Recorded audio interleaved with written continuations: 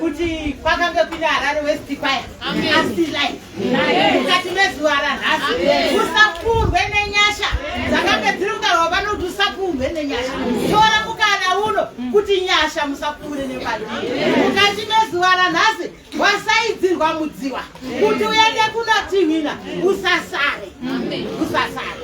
Enda unotivina mukati mezuara nhasi. Parinongonzi bhondo iwe wototi ndapo ndiwe kutanga. Usamirire kukaisirwa, usamirire anokudhonza asi tiwa wega. Hanzi timu yakabayi. yakatobayiwa nechekare haisi kutombomira. Kana muchinge maenda kuhondo usatangirwe kuridza kuti nemumwe asi iwewe tanga. Ndiri kuti Baba Muparinga chagondo mukati mezuva ranhasi asi ezvinoizvi taakuda kuvakwazisa zvakazara nekuvapa nguva yekuti patava kupinda panapa vapandima havasi kudzokera shure. Baba Muparinga namaiti vakwazise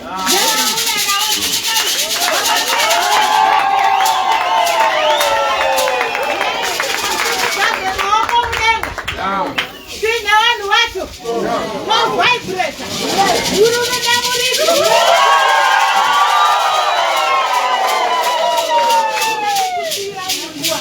mukuzara kwayo vakatumwa nazvo naJehovha kuti muende kuhurwa yekufezi ikoko kune mhukuta tsvuku hamubvire kuno pasina mazvita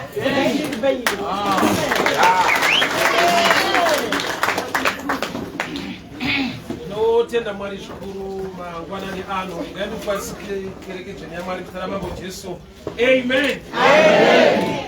Ngaindirekedzewo kwaya mabhusa ese ari pakati pedu uye ndikwanisewo zvakasarudzika mufundisi wedu Rev N chHITENGU muzita ramambo Jesu. Amen. Totenda Mwari nekuda kwenguva nenyasha dzawo dzatitendera kuti tinge tiri pano tinzwe kutaura kwawo muupenyu hwedu. Ndada ndishumire ndakatsika pathimu yatiinayo kuti Mwari tainzwawo kare vazviitewo mumazuva eno. Timu yakanaka kwazvo yakatidena but handinonzwisisa ndechekuti Mwari uyu is the same yesterday, today and forever. So haashanduke ndiye mumwe wazuro nhasi namangwana. So regai ndiverenge scripture ndoda ndiparidze panapa. Matthew chapter 14 from verse 24. But the ship was now in the midst of the sea, tossed with waves, for the wind was contrary. And in the fourth watch of the night, Jesus went out to them walking on the sea. And when the disciples saw him walking on the sea, they were troubled, saying, "It is a ghost." And they cried out for fear. But straightway Jesus spoke unto them, saying, "Be of good cheer, it is I. Do not be afraid."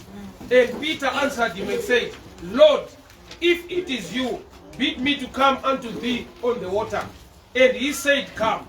When Peter was come down out of the ship and walked on the water to go to Jesus, but when he saw the boisterous wind, he was afraid, and he began to sink.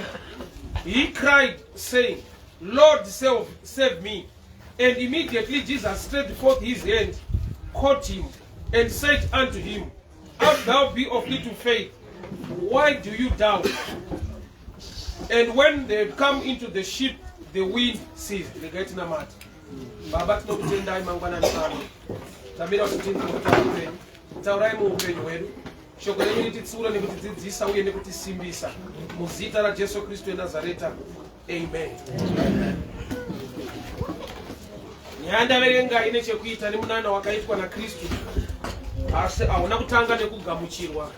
Paaiuya achienda kune vadzidzi vake vari mubhoti, havana kufara. Bible rati vakatya, they were afraid. Vakava nemumwe mufungo. Vamwe vakati ndofunga chipoko. Vakati maybe it's a ghost. Havana kufara, havana kugamuchira. Why? Mavari Jesu vachitanga kusangana naye kuna Luke chapter 4 and 5. Jesu vakakumbira bhoti raPeter akaparidza ari mubhoti.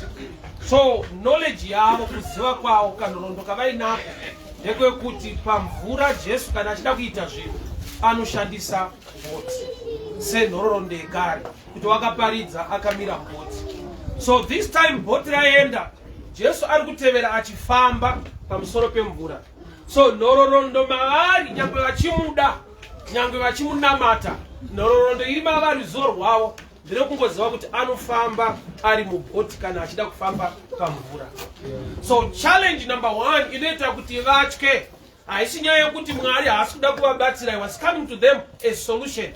But solution pane payakaita se problem. Kwete nekuti problem. asi nekuda kwemaziviro avo. Why havana ruzivo kana kutenda kwekuti angatofamba achitsika pamvura, nekuda kwenhororondo maziviro ekuti paakamboda kuita zvinhu pamvura ane bhoti raakakumbira. So imwe hindrance yekuti Mwari vaite sekunge havasi kuita zvinhu mumazuva edu inyaya yekuti tine zvatakanzwa mumazuva ekare zvatinogona kuti iyi ndiyo benchmark, ndo pavanogumira, hakuna zvimwe zvavangaita mumazuva edu. Statement yekuti Mwari unoshamisa, anoramba achishamisa uye anoshamisa kumunhu wese. Hapana paunosvika palevel yekujaira kana kuziva Mwari kuti anoita zvinogumira apa. Mwari unoita zvitsva nguva dzese. Iye unoti mushoko rake, behold I'll do a new thing.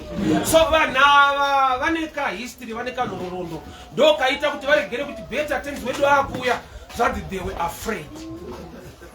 Dai vanga vane right knowledge, they were supposed to be happy and celebrate kuti Jesu wavakuya pakati pedu, tenzi wavakuya.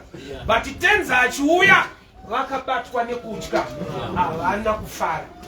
So pane dzimwe nguva dzekutoti Mwari ukada kuita zvinhu pakati pedu vamwe tinogona kusafara. Yeti Mwari yeyo tinomuda, tine tarisiro yekuti aite zvinhu, but akazviita nenzira yatisina kujaira, munoita division mvoti. Picture inotaridza kuti Peter bedzi ndiye akava nepfungwa yakasiyana nevamwe, nokuti Peter ndiye akati Ishe kana murimi nditendera iwo ndiuye. Akava nechido nekudawo kuexperience zviri kuitwa naJesu. Vamwe vese vari mubhoti vakaramba vari vadzidzi vaJesu, vati vasingade izvozvo. So pane pekuti Mwari unoshanda neyandinoti will power, chido. Jesu kadziva reBhetsaida akaita mubvunzo unotaridza chido. Akabvunza murume aivabadziva kuti unoda here? Tisati tabvunza kuti pane anokusunda, pane anozokudii, iwoyo wacho une chido here? Zvoreva kuti apa Jesu haana kuti vese ari mboti kudai uyai kuno, akashanda neari kuda. Haana kuti aiwa Peter ndingatisenda sarudza kuti ndiwe chetu chafamba pamvura, mese muri vadzidzi vangu, saka mese usukai mubhoti muuye. Jesu wakashanda nemunhu anoda. So kumwe kuita kwaMwari kunomiswa newill-power. Kuti vanhu vanoda here kana kuti havadi zvavo but vanomuda. Iability iri muna Jesu yekufamba pamvura, uye ane nyasha dzekuti kana watenda newo unogona kufamba. But ukasada haakurambe kuti hauna mati. Akatofamba naPeter pamvura, akanojoina vari mubhoti vasingadi mamirako. Zvoreva kuti Jesu anofamba nevanoda minana uye anofamba nevasingade minana. So kushayikwa kwemamirako zvine zvishamiso haisi statement yatingati ava vana Mwari nokuti hakuna minana. Mwari uyu akafamba akaita miracle pamvura naPeter, akanojoina vasingade mamiracles, akanogara mubhoti navo. So kuminana kuna Mwari, kusina minana futi kuna Mwari. But kuna advantage ndekwevanhu vanotenda minana yaJehovha. Why? Nekuti nedzimwe nguva the boat can capsize. Boat rikanyura, wakatenda muna Jesu anofamba pamusoro pemvura, une another way to come out.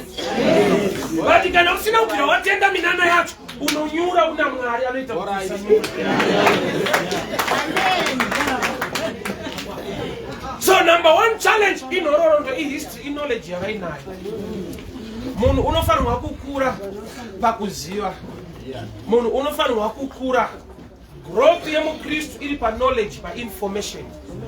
Tine zvatakaudzwa kunzi hazviite mazuva iwayo zvaiudzirwa zera redu, asi zvinoita. Haina love examples. Amai vangu vaindigara vakandipa warning pandaita O-level ndichita form 4. Vanzi hatidi kamusikana panapa, hatidi mwana wanhu anomitiswa, hatidi kamuzukuru panhu, hatidi zvakati. Vachikandiconcentrate nechikoro. Kuchikoro kwabviwa ndaakushanda, ndo vakauya vakandiri vakademba. Wakati ndofa ile ndina mzukuru. Bati ndofa ita gade. Apa vakuti mwanangu ndofa ile. Zvoreva kuti chavaitsura mumazuva ekuchikoro inguva, not the person. The same person ndiyo vanotarisira kuti achava pamurora, but pane nguva yavasingatarisire murora wachauya. So kune information inoshanda maringe zera remunhu. So munhu akaramba kukura mukunamata anoramba ari painformation iri less.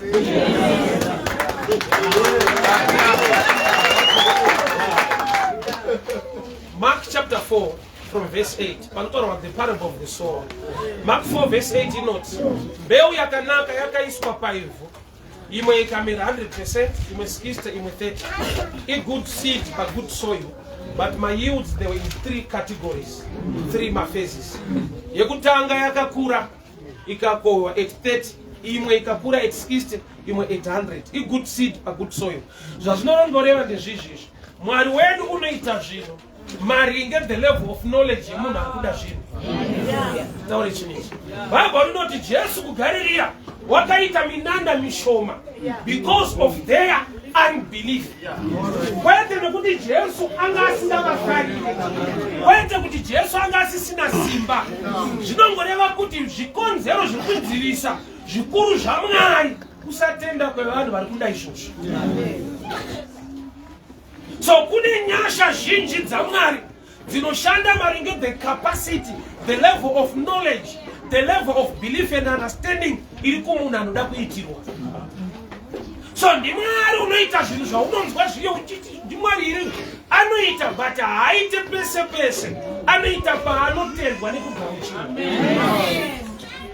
Saka Jesu une testimony yekuita zvishoma iye ari muzhinji, chikonzero vanhu vaida kuitirwa kwete iye.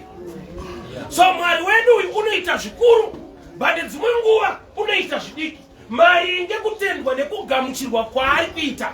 So panotangira nyaya pakukura kwemunhu pakuziva Mwari uye nekutenda simba rake. Tine vakamuziva Mwari zvekuti vanokuziva kuti ndikafa ndichaenda kudenga, ndo level yainayo. Zvimwe zvese zvaupenyu izvi vanongoti makasa ameno iko, but andinoziva ndikafa ndinoenda kushiwa kudenga. Ruzivo rwauinarwo but rushoma.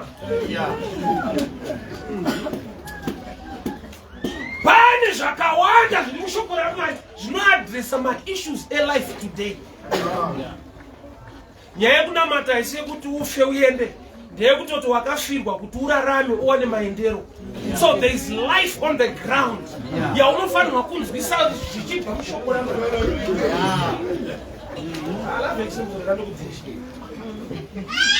Mubhaibheri kune vanhu vakauya kuna Jesu vainomubvunza kuti mukadzi uyu akafirwa nevarume vanokwana kuita 7, kwaiva netsika yenhaka kwaIsraeri. So kana tava kudenga anonoroorwa naye. Jesu ndokubva apa anza yekuti kuroorwe munhu. Zvova zvatomureva kuti panyika pano ukasarora kana kuroorwa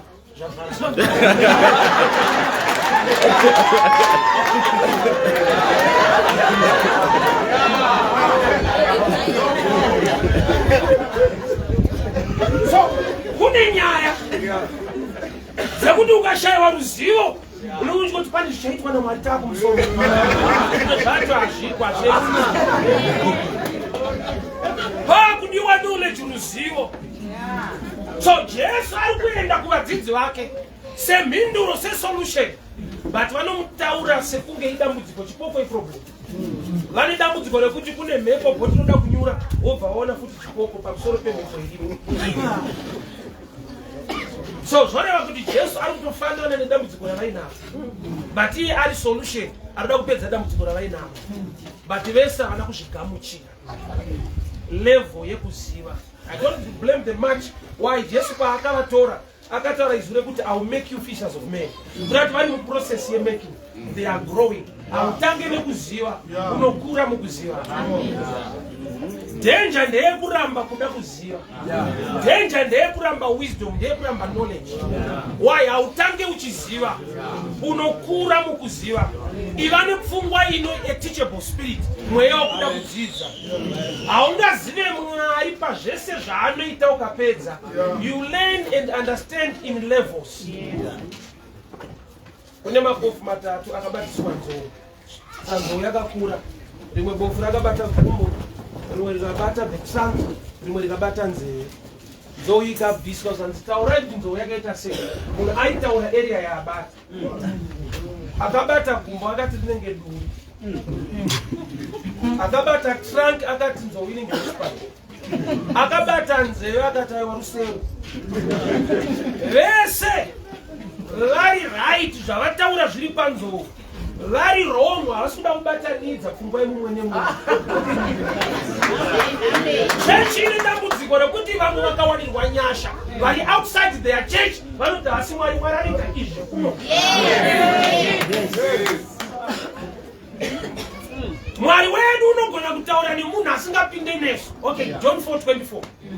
Mukadzi weSamaria anoti kuna Jesu, takamirira Mesaya ende Mesaya achauya. Achitaura naMesaya wacho akauya. Kuti Mesaya achauya. Shungu dzekumirira dziripo. Kumuda kuripo. Bari kusaziva kwakaputira. Ari kuudza Jesu wacho anova Mesaya kuti Mesaya achauya. Takatomirira. Ndokukumbirwa mvura naMesaya ndokuramba. Akamirira Mesaya achiima Mesaya.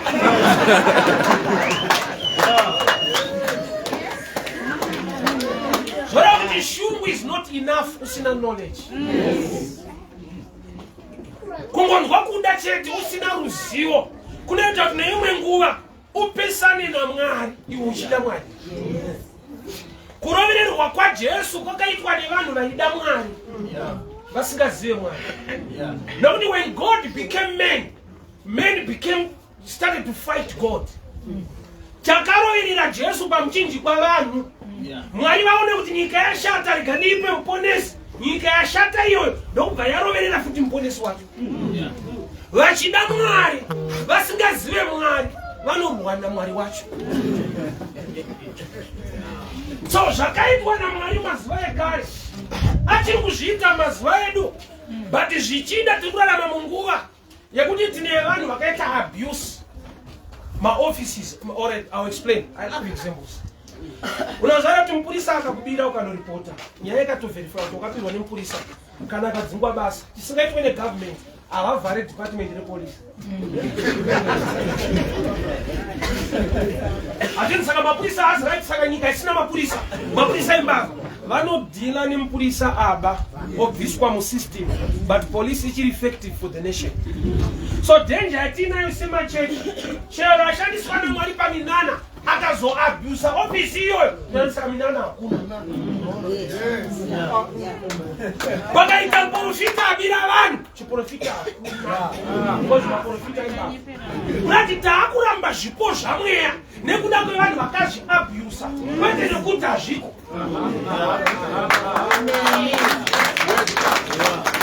Unozara munhu kujeri kune munhu akabaya munhu nebanga ini kumba nemapanga 5 chinoita ndiregere kusungwa ndinoziva kuti anoshandei asi kubaya vanhu ndekucheka nyaka.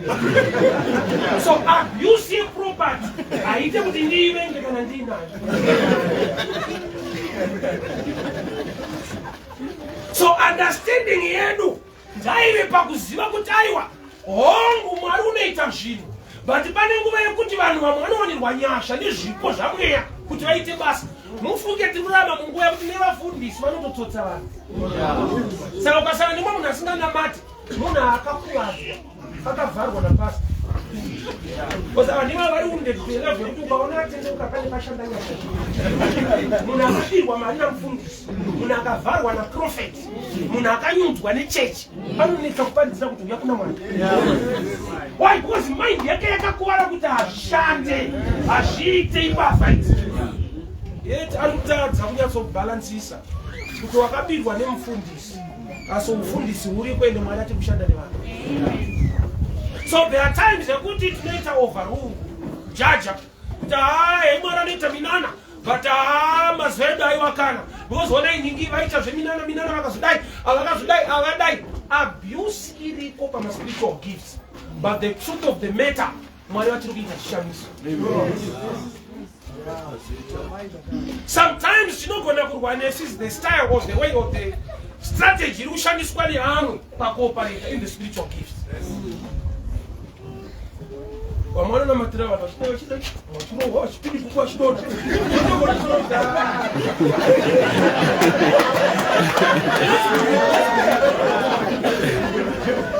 But deliverance ministry is through Zona. So the challenge now, deliver, but men and mind, then how you make a choice, they will develop a style to do things. Kushumira tunoparidza Jesu mumwe chete, but atiparidze zvakafanana. Tinoparidza mumwe chete nenzira dzakasiyana. That's style. Gospel harichinje ndi Jesu. Urererwa pamuchinjikwa ufane kumuka kuti munhu aponeswe. The way to present the message is human style. So pamwe pacho we are offended in this style. Toita overrule zvinoitwa naMwari. Maitirwa zvaitwa nemunhu atafarire. And amwacho anoabuse vanhu. But kuti tichigona kubalancisa kuti aiwa mweya mutsvene unoita zvinhu unodhilivha vanhu. But kuti munhu azonzwa tikugezese kuchechi haiiti. So chakaipa apa kugezeswa kwemunhu muchechi. But kudhilivhwa kwevanhu kuriko mweya mutsvene unozviita. Saka nekuda kwekuti kuna azviita nenzira isina kunaka. Tunopedzera tavenga mweya mutsvene anozviita. Tichitadza kuvenga munhu azviita aine pfungwa dzisiridzo, but aine mweya waMwari. Sometimes a wrong formula in my results. Moses pameri pawakanzi naMwari taura nedombo, vanhu vanwe mvura. Kumashure uku akarova dombo, mvura ikabuda. Second time Mwari havana kuti rova, vakati taura nedombo, speak to the rock. Moses by experience ndozakaya kurova ndokunoshanda. Akarova mvura futi ndokubva yabuda. Chaita apa aburitsa good result, vanhu vane nyota vakanwa. But the formula is wrong. Mwari vakatota uchapindi nokuti hauna kunditeerera. Brother Moses pameripa akawana breakdown, but church ikawana breakthrough. Vanhu zvavo zvakaita zvaprofeti ndo zvakaramba. Why? Nokuti haana kuteerera Mwari zvavataura. But Mwari nekuda kwenyasha netsitsi dzavo havaregere vanhu vachifane nyota nokuti pastor hateereri. There are times that when God will do things, but ane tsitsi nemi. Pane pekuti ndinotaura message kuti ndinobvera ndaikokaina Mwari vataura izvi. Mwari vakada kutaura kuupenyu hwenyu. As a mouthpiece, vanondishandisa. Haisi hauzokonkluda saka uyu ari pamberi uyu akarurama kwazvo. Sometimes Mwari akaona kuti Israel ine nyota. Moses kana akasateerera, Mwari une tsitsi nevanhu. Vanhu vanonwa mvura, but Moses anosara akabata shaya kuti akomana akani. Vanhu vachiti maita mufundisi, you are very powerful, deeper.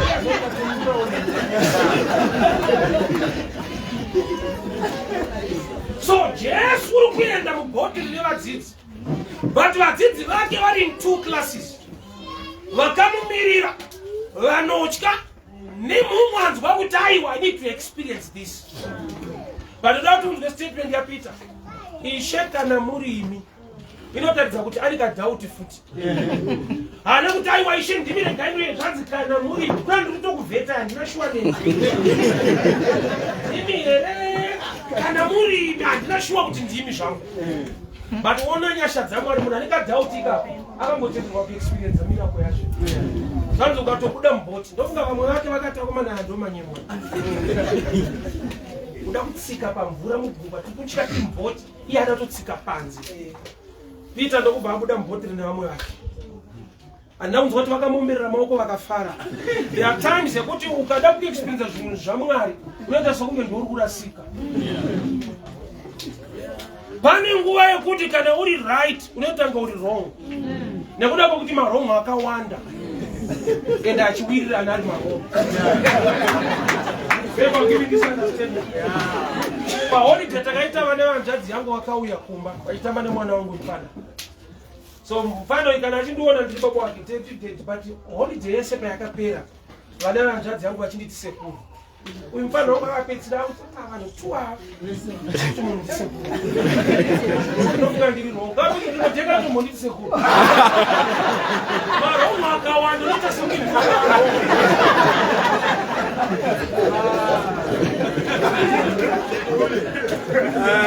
kukopa vamwe vake vakamukomberedza. So there are times yekuti kuita experience munane nekumwe kuita paMwari noita sekunge wakupanduka.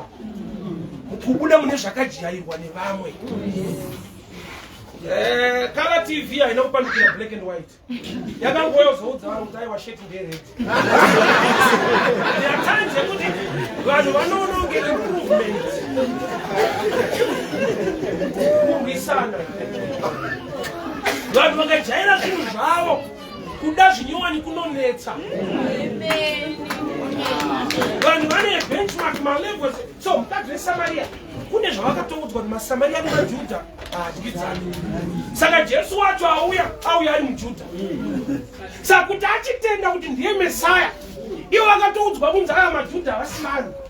Don't share anything with them. But ane nhororondo, ane mitemo yekwaanobva inomidzivisa kuwana chizango chaasangana nacho. Kune vanhu vasiri kutenda zvinoitwa naMwari. Kwaita kuti havana matemo Mwari, vane nhororondo, vane information inovavharisa kuti vaexperience zvinhu izvozvo. Challenge yeyouth nevakuru yakamira pakudai. Vakuru vanenge vachiti chechi takabva nayo kure, vadiki vachiti toda kuenda nayo kure. Saka pane vakushinga. So vakabva nayo kure, mindset iripo yekupota vachingocheka vakabviwa sevhiyumira repamoto. Aidai atidaro. Taidai. It's good. Zvakanaka kuziva kwatiri kubva. Zvakanaka kuziva kuti tichiri kufamba. Nguva dzinochinja. Pane kuadjusta nekuunderstand. Zvisina usatana. Mwari anorabai Mwari. Munhu haarambidzwe kuimprova chinhu, anorambidzwa kurasika. Pane zvatofanirwa kunzwisa Mwari ngedispensation netime yatiri. Kare munogara kuti television channel yaigona kunge iri 1 munyika, iri owned by the state. Ende vana vachitonzi mukaswera muri paTV munoita musikanzwa nokuti kwaitwa film temusikanzwa so. This time a church chaiyo can own a television channel. Poparidzwa 24 hours. So statement ndinokuti TV yakaipa. It depends nenguva yatava. Mazuva ano vanhu varikutoparidzirwa vachipona paTV. Murikuona system iri kuitwa iyi. I-thinking, i-mind yemunhu yakanoti shoko rinogona kutofamba kuenda mudzimba dzevanhu nemunhu arobva kuchechi akanzwa vhangeri. Haasi Satani, but hazviuye nyore zvikagamuchirika nyore. Improvement yese ine resistance kusvika paita vanhu vaamature kuunderstand kuti improvement inoramba ichipa Mwari rumbidzo haina kurasika. Chakaitwa kuregera kunamata nekuremekedza Mwari. Ndo zvakaitwa izvozvo. But ikava nenzira dzekuti takunamata Mwari at another platform, another level, vanhu vachipona vakawanda zvakanaka. Nhamo yatinayo kanhororondo kanoda kufaita the new things that God wants to do. Maringe time nenguva dzatiri. Church ndinzwe. Nyika yakamboita inonzi colonization. Varungu vakatidzvanyirira. Tikawana independence varungu vakaenda. But unoziva kuti independence in two phases. Nekuda kwekuti you are oppressed in the mind and oppressed also outside. So you can be free outside, but inside unonzwa kuti kana varipo ndoti zvifamba. Kunzoko wakamuwana futi abuda obva tichiuya yatara tichiuya. Urikuona kuti liberation yako wakaibata in one phase. Mind is very powerful. Enemy is success in Christian life. In knowledge. Saka Mwari achiti vanhu vangu vaparara nekushaiwa zivo. Kwete kushaya church kana prophet kana pastor. Knowledge. Why? Knowledge ikashaika, the devil takes advantage. Arimana munhu paanoberekwa akabuda musoro. Ingori picture kuti panyika pawo uyo usati waita zvese funga.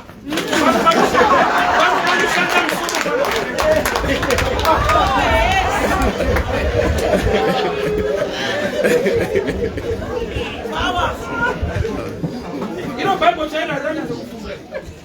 mind is a gift. Hakuna vesi noti musafunge. Yandakaverenga yaiti musafunganya. Do not worry. I know what do not think. Vesi yacho kaenda ndipo uchiverenga inokubatsira kuti zvinhu. Inenge yakutora pamusoro pekuti ngawani shira dzirime asi dzinodya. Yeti wewe shoko rinokuti I'll bless the work of your hands. Ukasafunga unokota vhesi yeshiri kuti adzirime asi dzinodya unofa. Chawinacho harisi demon, hauna thinking.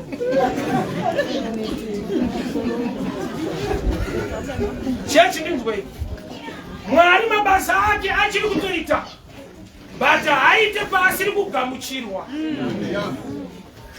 Imi munoziva kuti magetsi hapisi kana kutonhora, but gadget yaunoconnecta at the end ndio inokupa result yacho. Kana paine fridge panototonhora kwandeta maisi, pakaiswa hita tinotodikitira, but hazvina kuti magetsi ndo zvaari, anochinjwa nepaasvikira.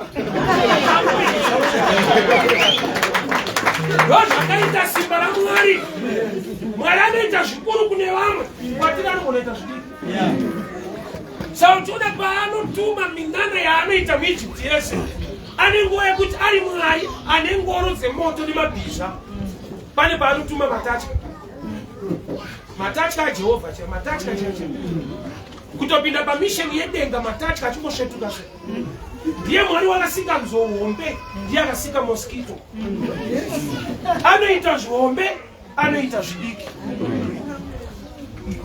Level yekutenda nekumugamuchira inodenda kuita kwake kwakakura. Daniel 11:32. Vanoziva Mwari wavo vachava nesimba, vachaita mabasa makuru. Those who know, besides kuchema, knowledge. Kana tikachema Mwari zviratidze, havagoni kuzviratidza through tears, vanozviratidza through kutenda, kuti unotenda kuti vanoita. Jesu aita akaporesa munhu, anga asingazvirovendi munhu kudai, kuti wazviona ndiri John ndakabva kudenga ndine power. Aiti kutenda kwako, kutenda kwako. Kuda kuti munhu has a role to play, kuti asangane nekushamisa kwaMwari. Mwari unoita maringe kutenda kwako. Zvausingatende hamanikidze. 2 Kings chapter 4. Kune mukadzi akafirwa nemurume akasirwa chikwereti. Mukadzi iye kuti apedze dambudziko akaenda kwaishanda murume wake, chikwereti chikapera. Kuti murume aishanda kunopedza zvikwereti akasiya mukadzi aine zvikwereti. Kupi murume uyu aiva muprofita pasi paElisha. Mukadzi paakaingwa nemunhu ari kuda mari dzake, akaenda futi kuna same Elisha. Kuti murume aifamba nemunhu waMwari ane nyasha dzekupedza dambudziko, but akafaina. Adzimai ndokubva vaziva kuti dhara wangu akasingataure mukushereka ndiende futiko. Akadzoka. Munozati Mwari uyu anoitira vanhu zvinhu, but munogona kusvika mukufa asina kuitira chinhu. Mwari anotida zvakafanana. Mumwe ndokubva kuti saka seupenyu hwedu hwakasiyana. I've got an answer. Anotida zvakafanana, asi hatimude zvakafanana. Pamwe kuya kuchechi kumanikidzirwa, pamwe kuya kuchechi kudhoye kumaraini, pamwe kuya kuchechi kutera wadzimai kutera hanga. Zvinosiyana zvinonzwa kuchechi. Indiri mukomana ndaiterawo musikana, kwete Kristu, musikana chaiye. Ichitopindwa chechi. Zvikonzero zvichisiyana hazvo. Pamwe muchimanikidzirwa mudhara wangu ndinaito sando karopa kuchechi, haudye sadza. Ndakaipindira sadza.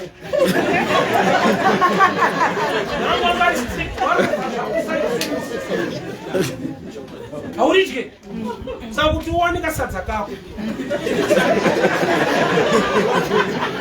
So zvikonzero zvinotaipa. So Mwari wacho manje anonzvera moyo. Mwari unoshanda maringe kugamuchira kwaunoita. Ukasagamuchira kufamba naye kunze kwebhoti pamvura, anokujoina mubhoti mo mukatogara pasi. Ukatogara naye kunge asingagoni chinhu. Muchitoenda kwamuri kuenda, but kune mumwe wamba experience zviri extraordinary with the same God. So choice ndeyako sedunga munhu sekereke kuti mweya mutsvene itaise kuda kwendi. Manje zvinodiwa namweya mutsvene kuti vaite zvimwe zvacho zvinochallenge zvaunoda nezvaunofunga. Kune masystems atakaronga sevanhu ekuti Mwari akada kuabreka kuti atiitire zvinhu tinozwa sekunge haasiri. Tina Mwari watakaisa mubox, watakaisa mucontainer kuti anodai. Ai zvaasiri. izvukona dai ndiye but ukona zvakuitwa avakomana ichitsotsi ihasi mwari munhu anoverenga minano yese iri mubhaibheri apedza kuiverenga mwari akada kuiita anonzwa sokunge asiri kune nyaya dziri mubhaibheri zvatinotoda kuti tigumire mubhaibheri maringe level yekuziva kwedu nekutenda kune nyaya dziri sensitive mubhaibheri mukadzi wemushunami makunzwa nyaya 7 Kings chapter 4 vaine makore vasina mwana nemurume wacho vakaona Elisha munhu wamwari achipfuura achienda kushunami mukadzi akaudza murume ngati vagere mufundisa imba vakoti vachiti vakadya vaenda kuchechi zvikaitika saizvozvo Elisha akagara pamba ipapo hapana kuita nguva adzimai ndokubva vava nemwana vachigara nemumwe mudhara ari mazuva edu ndiyachina chimugambe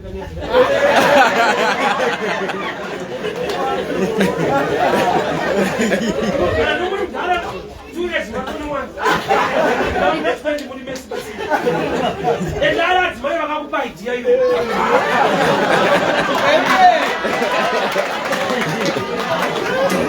anoona kuti yakanaka iri mubhaibheri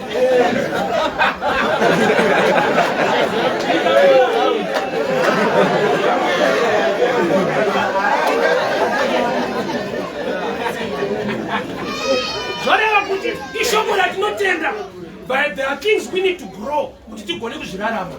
It's not easy. Hazvina kupfa, hazvina kuchipa sekudaro. Une vanhu vanogona kukupa advice kuti wakakwana here. Adzimai kwati mugare nomumwe mudhara wekupi.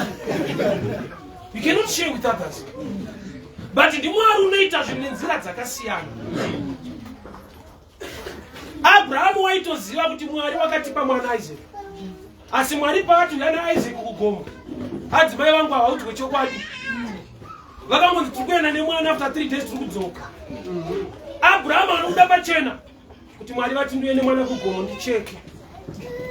Ndopa aiudzwa 9 months neleba aitsanangurirwa musoro. Varume munongotora chinamato padenga mada kuita sei. But akaziva level yemumwari so mukunamata chandakadzikisa hatifanani. We're at different levels. So wisdom ndo inozodiwa now. Kuadresa vanhu vane kuziva kwakasiyana vanoda uchenjeri hwakanyanya. Nokuti ukataura zvinogamuchirwa ne certain group at a certain level vamwe vanoresista. Kune vasingagamuchire zvokwadi nekuda kwezera ravo kwete nekuda kuti vane nhau. Tiri kuprimary 1 minus 5 kungosumudza ruoko it can't. Maoko otorohwa. Maku secondary it can. Unotorohwa ndiwo kati it can't. Saka zvavo waiumbirirwa maoko kune imwe level itype yevanhu vanga uinawo. Mese mukaimprova mukakura zvino zvimwe zvatairamba zvinoita. But so there's time yekuti resistance irimo haive kuti aromwana havadi zvishamiso zvaMwari. Inyaya yekuti vari mutsika nedzimwe pfungwa dzasati dzavari mukaka haisi poison but mwana anofanirwa kurumwa. Mukaka breastfeeding haisi poison kuramba uchiunwa hakusiraita. Pane time yaunofanirwa kuomerwa mwoyo kuzora nyatso idzimhiripiri. Kamwana kakaruma nzota hasa mai vangu wacho usatana.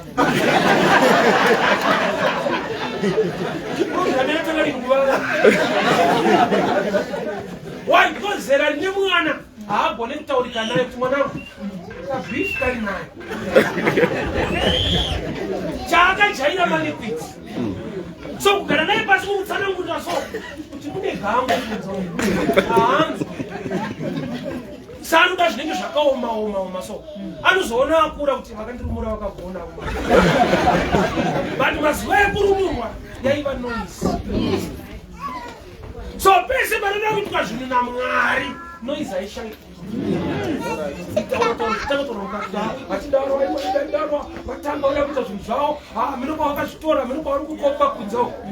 There are things in life zvaunongokopa kune vamwe no matter how intelligent you are.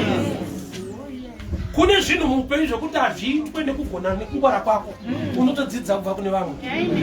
Imwe level yewisdom inodaiso ani munoziva kuti first medhara mukurarama first medhara mwana wavanhu vari mubhaibheri Cain akauraya Abel. Vabereki vari Adhamu naEvha. Adhamu akasikwa naMwari naEvha akasikwa naMwari. Vakabereka mhondi yekutanga. Chii chakaita kuti vanhu vaMwari vane umwari vabereke mhondi? Problem iwani. Adhamu paakasikwa haana kusikwa ari mwana kusvika akure kuita mudhara. Evha paakasikwa haana kusikwa ari kamusikana kuzoita mukadzi. Vakasikwa ari madhara.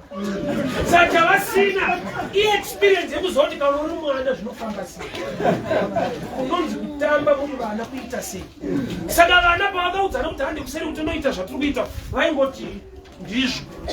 Why? Because ivo havana experience. Vakasikwa vari madhara. So experience is one of the best teachers in life. So I also encourage the youth, learn to respect elders. There are things you only know from elders, not experience. Intelligence is enough. Experience in a room in life.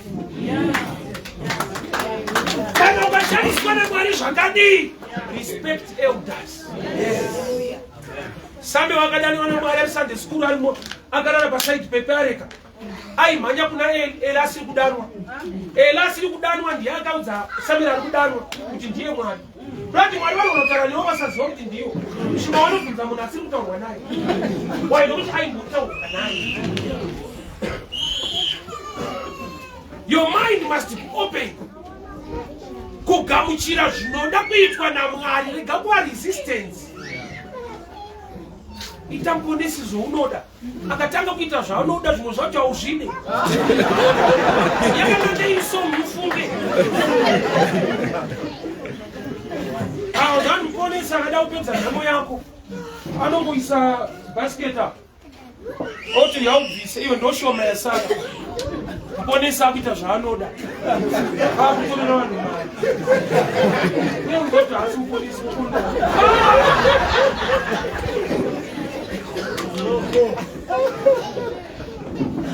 John chapter 9. Murume aiva bofu. Jesu akapfira matepasi akakanya ibva akamisa kumeso. Imi munoziva kuti mavhu ari sensitive kuziso. But muponesi kana akuita zvaanoda. Umopata mbira Jesu. Ndandobvisi mbira Jesu.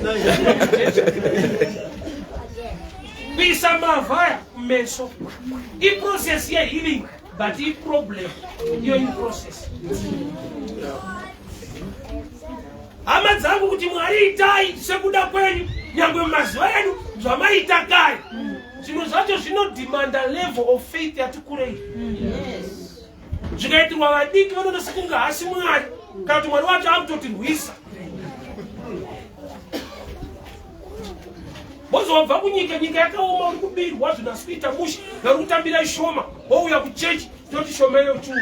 Inozono chechi nenyika zvafanana. Ndati kutora kuti mshaka.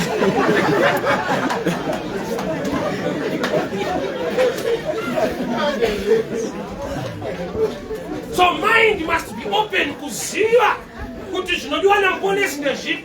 Ukunge Mwari zvaanoda kukuitira zvakakunakira. But zvinotozotora kuziva. Oza kune zvinhu zvatinotenda vabereki vedu nhasi. Zvavaitiitira, zvaitibhohwa, zvatakutoona kuti dai vasina kudaro, ndisina kusvika kwandakasvika. Ndiri kuchikoro ndaivenga ticha airova steri. Uzakana uri dofu unogara uchirova. Saka zvatakaita handina kuimprova kuverenga. Ndakatsvaga zvimashoti zvejini ndaipfeka 3 times. Ndakarunga defense kwete improvement. Saka waitopedza kuro wapinda muklasi kuti havandigoni. But wafuira nhamo inokugona. Ende nhamo ina basa nemashoti ejini kuti mangani. Inokurova uye kana 8. Saka unokusvika pakudenga tichairova angani. Aida kuti ramangwana rinake. Asingarove ari wrong. Ari kuti handikurova future ichakurova. Future irove uri 1. Pawakaramba kurova uri 1 kuchikoro, muupenyu murohwa iwe wadzimai vako nevana vako munorohwa mese. Ngodai vana vaibvunza vaigona kubvunza mudhara hamusiri mukutirovesa.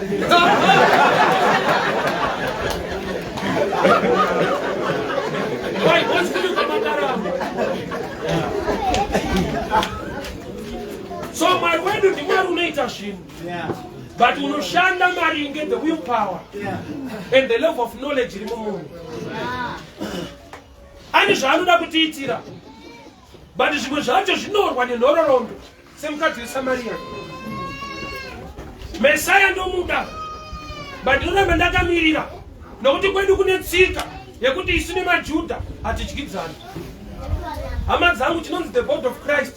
Vanhu vakatengwa neropa raJesu. Blood makes family. Denomination imwe subject yekuti munhu ave nekwaanopinda but ngaave akapindwa. So zvinoita kupinda church usina kupindwa iwe. Unoziva kuti Mwari apinde church? Rega ndikubatsire. Unoti kudi miviri yedu itemberi yaJehovha. Mwari anopinda isusu. Isusu topinda dzedu.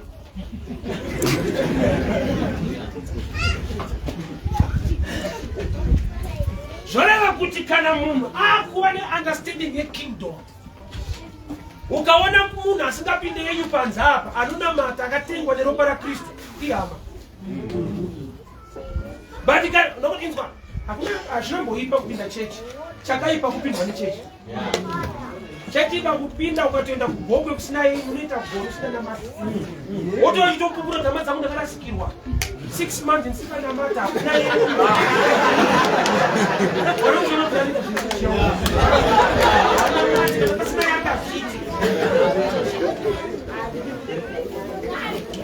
It's time to grow. Why? Nokuti kune chinhu chinogona kuitwa naMwari panze. Chaanoda kuti tikadzidza tikati appreciate aite pakati pedu. Mwana watoramo kuita anoitwa nechechi yakati. When you are led by the Spirit of God, kana panze apa pane mumwe futi ane mweya waMwari munofanana. Pane nguva yekuti zviri kuitwa naMwari panze apa vanhu vanogona kufunga pamba takaenda kunokopa. Mweya waMwari hausi mweya wenyonganiso. Vana vaMwari vanoita zvinhu zvinoitwa naMwari wavo nababa wavo. Vanofanana, we are family. So imwe danger yataita ndeyekuti nyangwe Mwari chinoti aite minana, nyangwe akada kushanda nemumwe wedu pakati pedu, tinogona kuona sekunge akukopa zvinoitwa kumwe. Mwari anoporesa kune imwe chechi, anogona kuporesa kuti muno. But inyaya yekuti tinoda kuti aiwa kune kwamazvitora, hatione denga, tinoona kusite kuti hakune kwamaona. Chechi ndinzwe, ukachinja bhawa usina mari haudhakwe. The best thing to do kunamata Mwari mumwe muzvokwadi uri muno.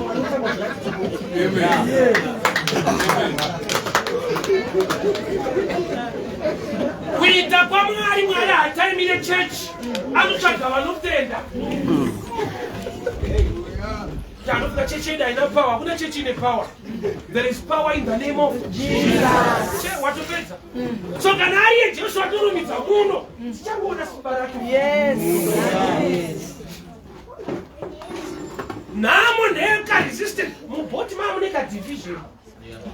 Akana kuoneka hapo but nokasensa kuti Peter achingwa chigumbo panze ta. Anonzi varume tinoona mata edu but mamanyemo anozunyana. Kubvari nchito zvaunoda kuita. Yetu chinhu chese chine first time. But the first time yese chinhu inofesa resistance.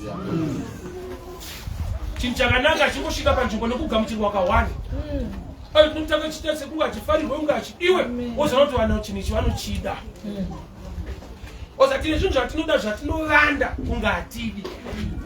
Ndambosvika pabhucha mama achida kutenga, but wangosvika una bhucha mani kwasha ndipewo mabhonzo.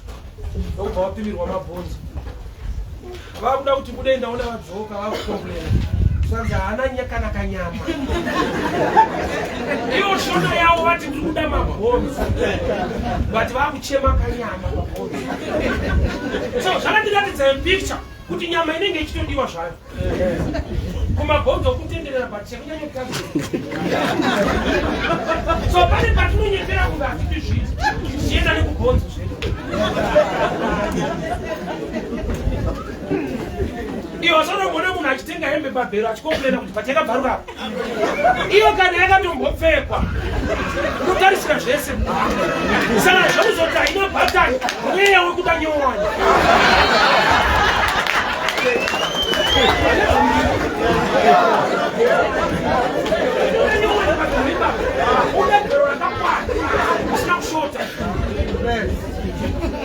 Zvona kuti ndo zviri mumunhu, munhu anoda zvakanaka. But pane nguva yekuti wakaipa unokubvisa kusvika unomugamuchira unongoti so long life. Chikuru kufema, but mafemero kufemerera.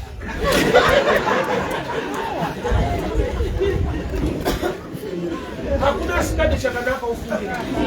But pane nguva yekuti wakaipa anokurwisa kusvika ungoti zviripo ndizvozvo. Life inoda nharo manje. Life inotoda nharo. Mwari kana muchiitira vamwe ndinokunamatai pano ngazviitike. Life inoda nharo. Ani vanoti munhu apa anoberekwa akapfumbata chipo chake. I one side, the other side zvazvinongoreva. Paunomuruna wakapfumbata zvinoreva kuti panyika pauya pane fight nharo dzega. Wotosimba. Pane nyaya panapa. So wakawarirwa nyasha kuti wakunamata Mwari ane nhororo ndekusakundikana. Saka woita nharo kuti Mwari kana makazviita mazuva ekare ndiri kukunamata iwo nhasi ndiri pano ngazviitike. Wakaibasa kunyepera kuti ndiyo kudhara vanga vari pafu vakazodii. We are in a dispensation of grace. Yenyasha zhinji kudarika kare. Kare vaitomirira kuti Mwari auye. Isu mazuva edu tinanonzi a man of God with us. Anotofamba nesu anorarama matiri. We are in a better and a good covenant. Saka wakaipa chaanokufaita iye understanding. Taanokuamara nita zvinhu ikoko. Hamena kwaanoitira nyenda hidi. Isapfungwa kuti yenda hidi. Isapfungwa kuti ini ndinoda. Aitai.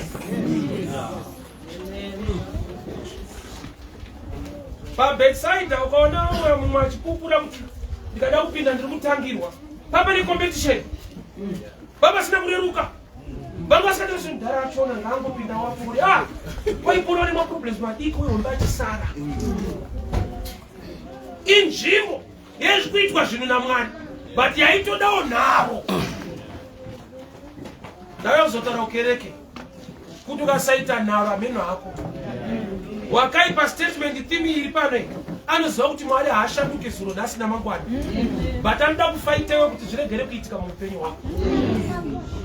Mwari ngavazviratidze mazuva edu. Kunzwa matestimony vamwe tichiombera kwakanaka. Rimwe bhore taurawo umberi hwawo. Vanhu ngavaonawo Mwari muupenyu hwako. Kupemberera nekugamuchira vamwe kuri right. But ngapasvike nguva yaunoti koinini. Kana Mwari achiita vamwe panext door koinini. Theme scripture iri kudava nenharo. Mwari mumazuva edu kana kune vakakunamatai. Nyasha dzikaburuka upenyu ukaimprove. Ini ndiri pano. Ende uchaona kuti mukutendeka nekururama kwavo vanozviratidza. Haisi nyaya yechechi, inyaya yekutenda kwako uri muchechi. Boy beside vamwe vaipora vamwe vasingapori. Isaidi yekuti panoshanda but kuna vamwe hazvishandi. Ini kuti pano kwandakafoira kupasa ndaida. Ndakazodiscover kuti kuda is not enough. But ndaida kupasa ndakafoira. Saka kuda kupasisa. Kungoda cheto kuti ndoda kuti mwana achinje upenyu hwangu ndoda kutopinda chechi is not enough. Pane zvinoda kuitwa. Chido first stage. Action ndo inoda manifestation. Kungoda cheta zviti. Ndaida ndikafoira. And andikono blame maticha. Kusvika kumbanji maticha achanga asiri serious. Why? Angari pasai babu apanaita maeni. Right manotsi ataipiwa aipasisa. But aisvikira panatsano asiri serious. Ndayachinja maeni chaita madipa. Ndini ndikaita madipa manotsi maeni. So you can be in the same church, same teacher, same preacher, same grace and anointing. But kuita kwako ndo kunoririsa maresults anobatika muupenyu hwako. Mumwe anotokomborerwa muno Mwari akachita upenyu hwake muno. Unotofunga kuda muno. Unoenda ukazodzoka ukashama. Sama ndakabva Mwari achiita zvinhu. Anoita. Anoitira vanhu vakuitirwa ende vanichikushumira. Hakuna chechi iri powerful. kuna Mwari ari powerful anoita zvinhu muchechi mune vanhu vanotenda. Mumazuva edu pakereke yedu Mwari zviratidze. Mumazuva edu munyika yedu Mwari haatya ikonomi yenyika. Ndeda kukomborera but rates.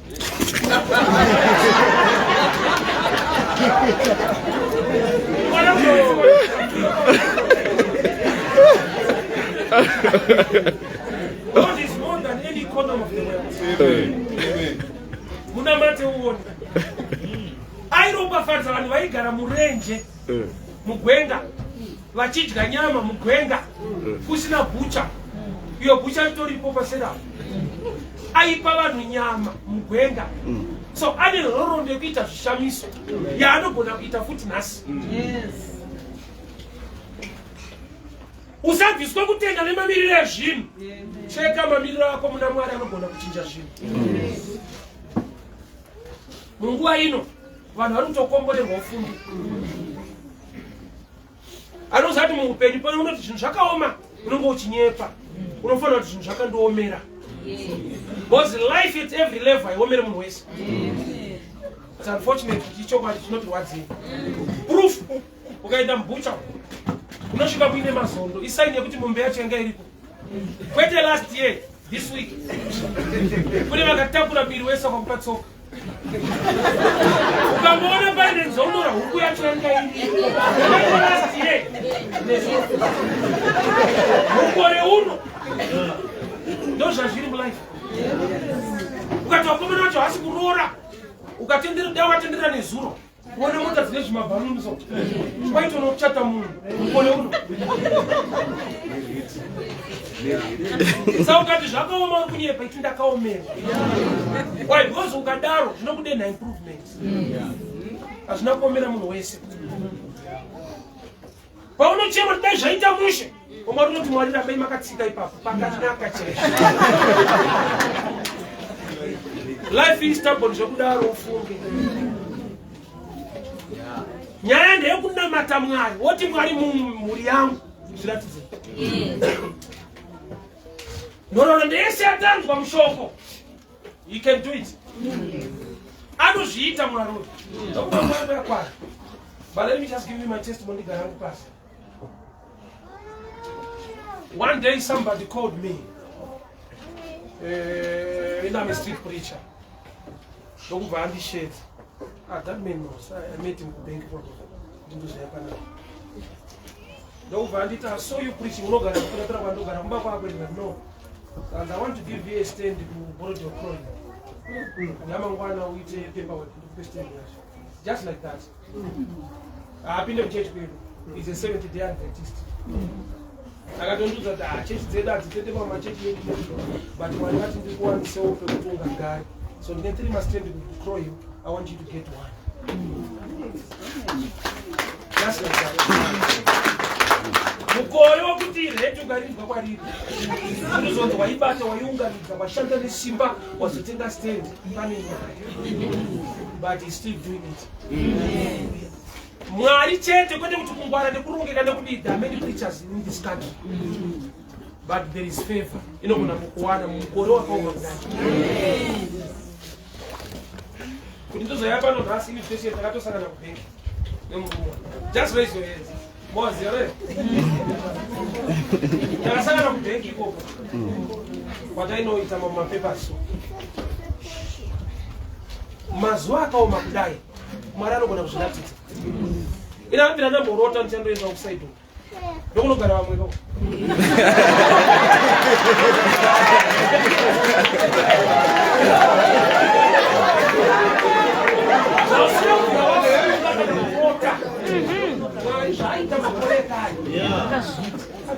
Yes. Yeah, akabvisa vanhu kuEgypt akanova lendi kuKenani. Une lendi Mwari anona kukupa kuti. Ndazviexperience handizvidhauti. Zvichibva pakuita sei? Pakungomutenda kuti anozvikona. Handina kwandakazvitsvaka. Kandakatotsvagwawo. Pandakafundira ndakatotyawo Diana Rundfagre. Wese paakazora maofisi ake ndikati nogona kungochekerezvo. But it was a blessing looking for me. So ndakuzokusimbisa kuti mukore uno usamuvhe ndizvikuita hazvina basa izvo. Mukore uno Mwari uchiri kuita zvishamiso. 2014 ndichibatiza pana festa ndaigara mukwadzana mutupa randakwaza tandaenda netsoka kuseni na 9 kuti tinobata 1 o'clock lunch hour kana fest. I thought just after my train baba ndo my train even gogwa atwaza my train ndaifamba netsoka. One day after preaching ndemuruma akazvanzi kuti zimufamba sei kuti chitaura kuti ndinodzokera netsoka asinayi ndaenda nepakopa akabhana kutsvaga kombi nodai ndikadza aiwa madi ndinokutengera mota mende nemota just like that. Ndikafuta mwana kuseka because mota inoda kuronga kuti munitaiwa chirega kuenda kurengi handi pakase uri pasi ndikutengere mota wedu vanatongofamba kuenda ipapo kuita mufenzi kasarudza kuti iye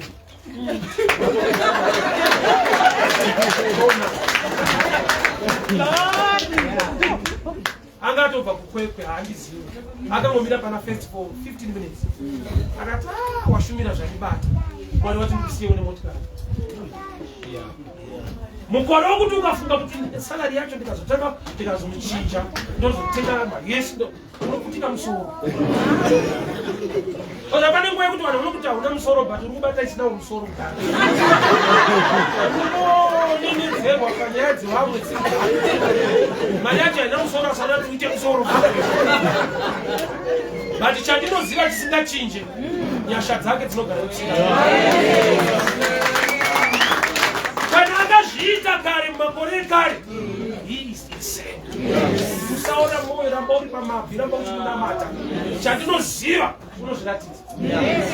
Mwari vakuitire nyasha. Mwari vakuitire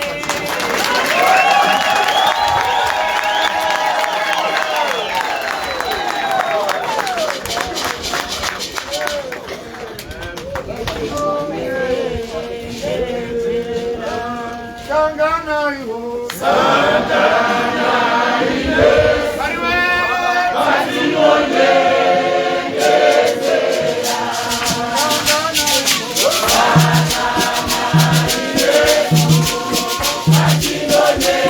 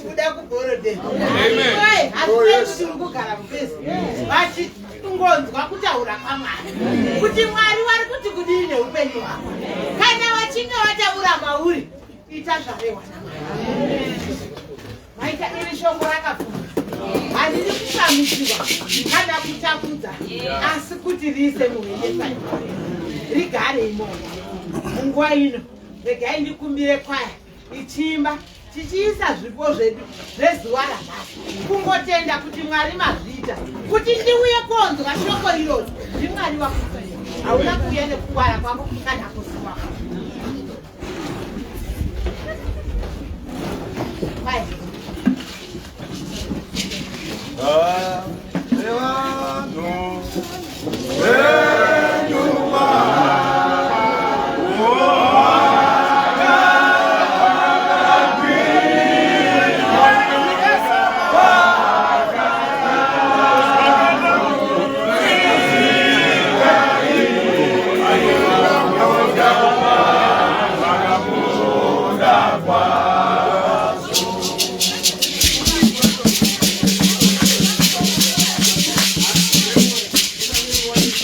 Amen.